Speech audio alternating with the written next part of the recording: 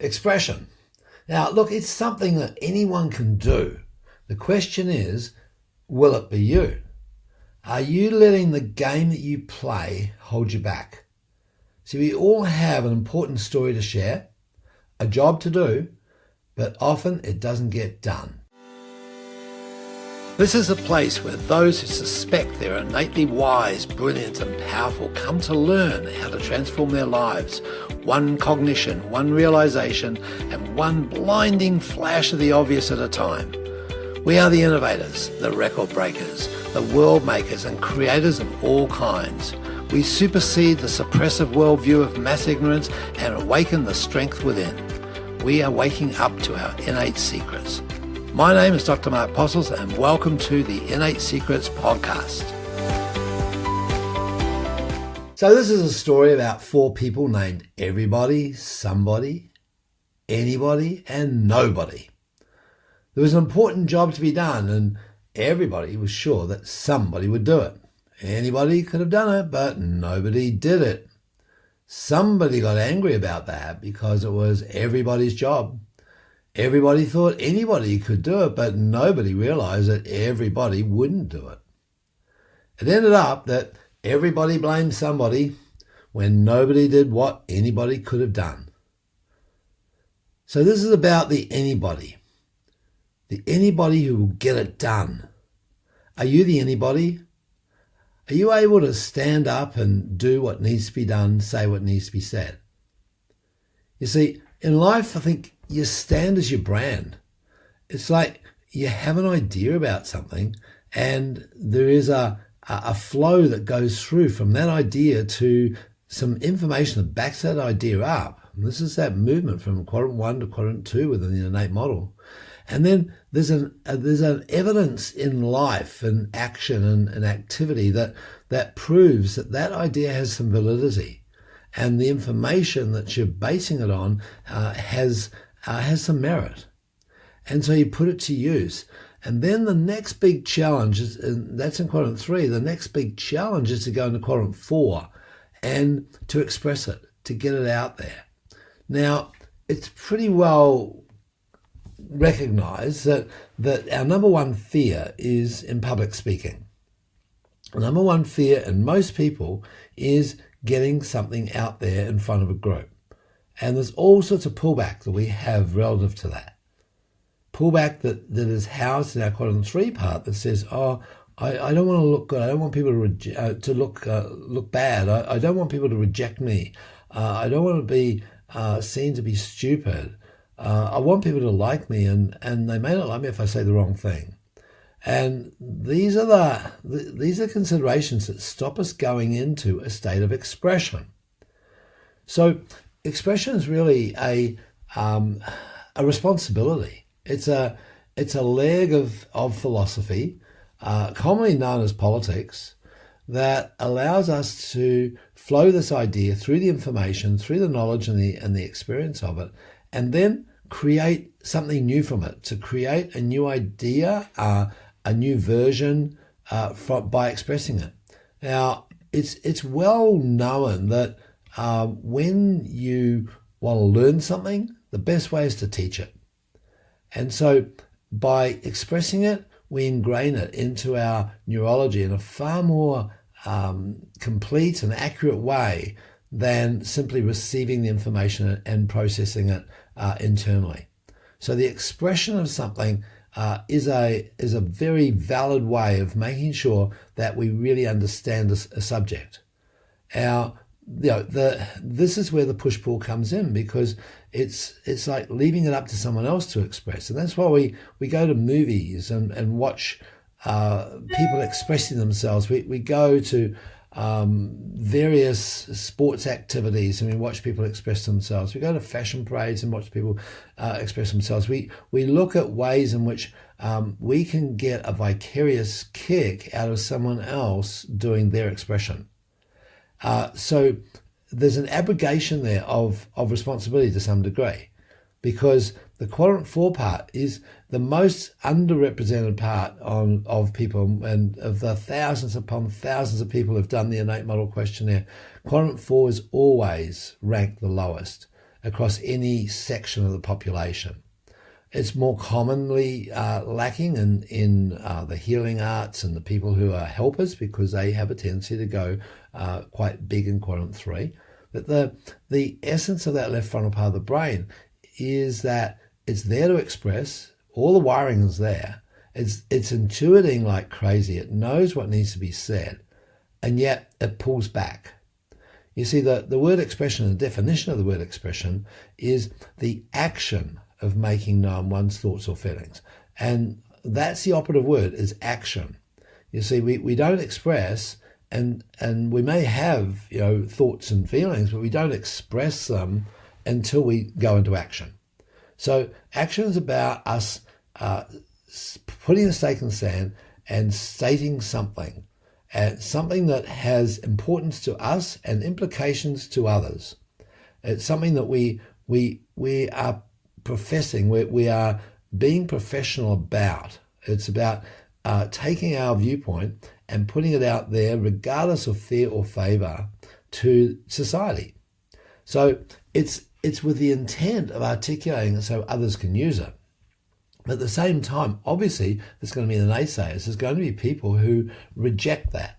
So this is the critical factor of this phenomena of expression, is that you're going to get shot at, you're going to get criticized, you're going to get named, and people will try and shame you for ideas which are contrary to their ideas.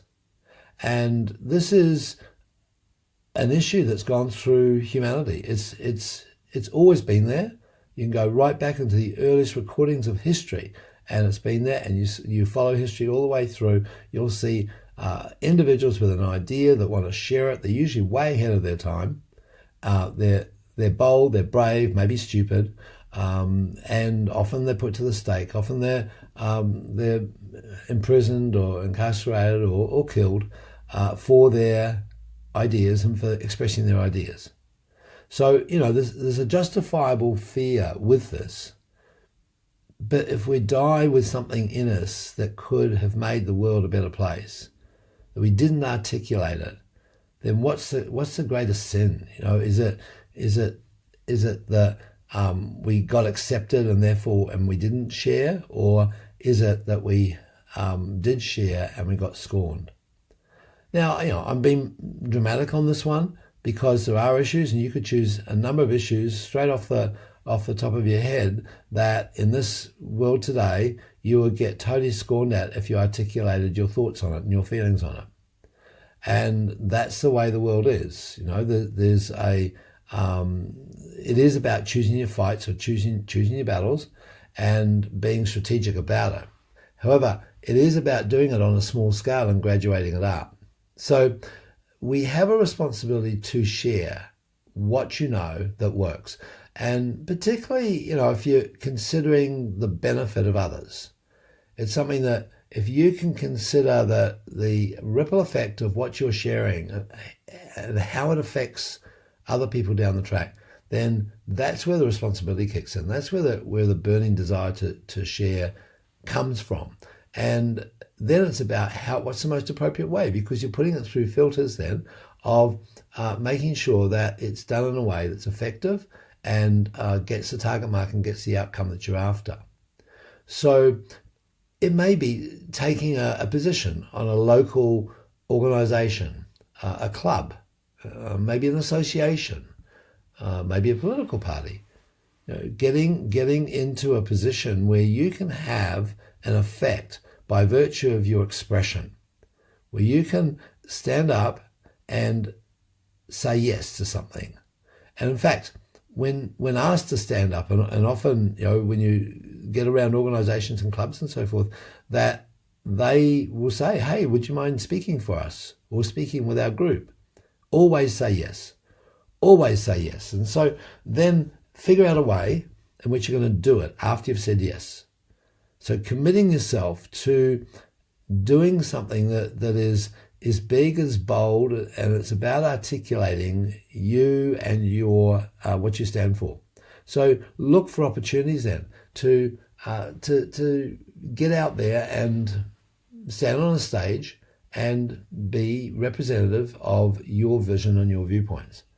And I remember the first few times that I was asked to stand up in front of a classroom, it was mortifying. I mean, I just felt like I just wanted to shrink into the woodwork on the floor. It was just so much of a harassment for me. It's all internal, but I'm sure I had a reasonably receptive audience in my class at primary school when my memory is going back to right now.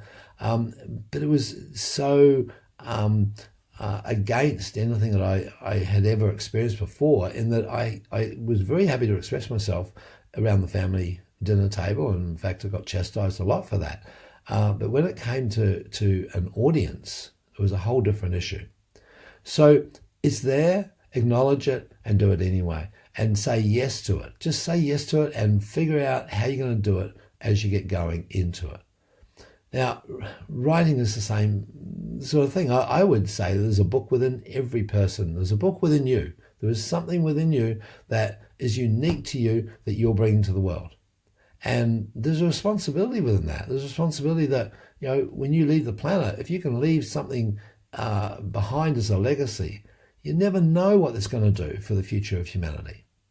So I had a huge challenge with this in terms of, for many, many, many years, I used to say this to myself, there's a book inside, that there's always something bigger or better or something else to be done. And one day I was on the net and I'm thinking, there's probably people who coach in this area. And I flicked through and came across this lady in the UK, and she was called the Book Midwife, and her little byline was, I'll drag a book out of you, kicking and screaming. And I thought, well, see, that's a pretty cool sort of byline. And I think that, she would be definitely earning her money when she worked with me on that one. And but she said 3 months, 12 weeks, and let's get it done. And that's what happened. That was the first book. The second book took way less than that.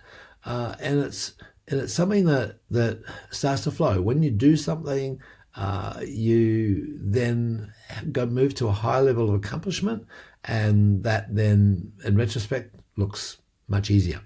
So writing is another way of expressing. A very easy, instant way of doing it, obviously, is video. So now, you just go on your phone and hit Facebook Live, and you're there, you're publishing, you're broadcasting. And the person who broadcasts has immediate authority. Like, I couldn't believe it when, having written the Innate Model book and then Generation Failure, it's like, oh, this person's written a book, therefore, they must be an authority, they must know. Well, I'm just a bloke, and I just wrote what I had discovered and what I'd found and how it works. And sure, it's amazing. It's incredible, in fact. However, it doesn't necessarily warrant the extra fuss that you get by being an author.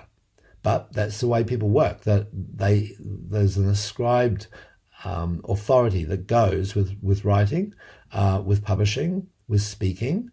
So make sure you capitalize on that. These are vehicles for you to use, and you may use one over the other, and you may prefer one over the other. So start with the one you prefer and work on through. I would suggest you do all media, so auditory, visual, and audiovisual.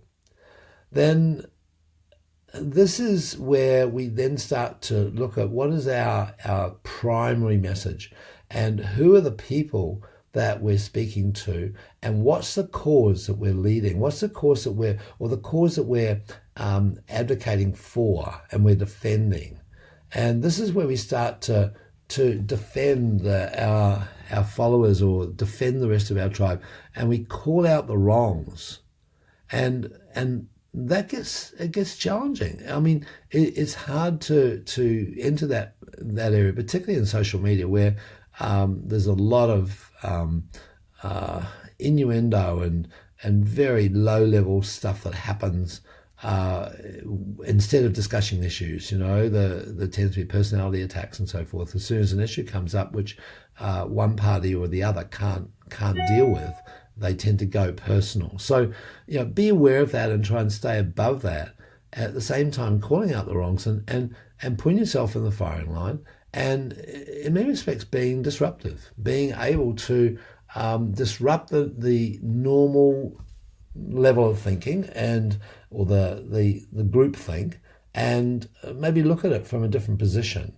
And you'll get a tribe behind you. You'll find that you'll have people there who say, yeah, right on, I agree with that.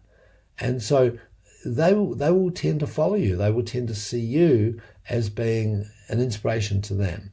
And that's the beginning of all sorts of movements. It doesn't have to be a huge number of people. It doesn't have to be, Facebook Living to hundreds of thousands of people. It's a very, it's just get it out there, and the right people will pick it up at the right time. So in respect to that, then, honor your purpose. That's where it begins. That's your values and your purpose and your philosophy of why you do what you do is a critical guiding light on this one. And then notice that there's certain evidence that you've got for the viewpoint that you're bringing through to express.